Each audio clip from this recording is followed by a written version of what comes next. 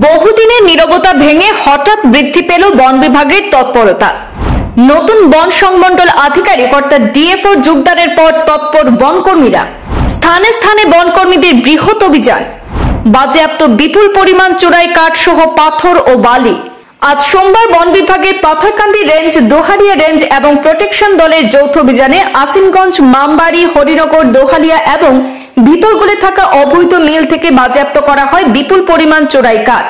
অভিযানে বাজেয়াপ্ত প্রায় 2500 ফুট কাঠ, যার বাজার মূল্য প্রায় 10 লক্ষ টাকা হবে। অভিযানকালে পাথর ভর্তি একটি টিপার এবং বালি ভর্তি একটি মিনি টিপারও বাজেয়াপ্ত করেছে বন বিভাগের কর্মীরা।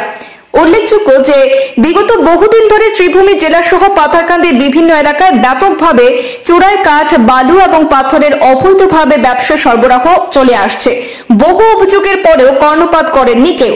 এবার বন বিভাগে অবশেষে নতুন সংমণ্ডল আধিকারিক অর্থাৎ ডিএফও যোগদানের পরেই পরিলক্ষিত হয়েছে তৎপরতা। গতকালকে আমার একটা অপারেশন সাকসেস হয়েছে বলে ভাবিছো আমি যিমানখিনি পাৰো। আমাৰ উপৰেৰ ইনস্ট্ৰাকশনেৰ মতে আমাৰ যেটো কালি protection R দোহালিয়া range R Patharkandi ৰেঞ্জত যেটো আমি অপাৰেশন কৰিছো এটো প্রায় সফল হয়েছো। আমি 6-7টা জায়গাত আমি অপারেশন গৈছো। তাত অপারেশনত তাত আমার মেশিন উদ্ধার হয়েছে আর লগতে আমার কিছু ইলিগেলি যিবিলাক কাঠ আছে কাঠ আমার উদ্ধার হয়েছে। আমার প্রায় তো 2500 ফুট হব কাঠ আর প্রাইস হব আপনার 10-12 লাখ টাকা, 8-10 লাখ টাকা।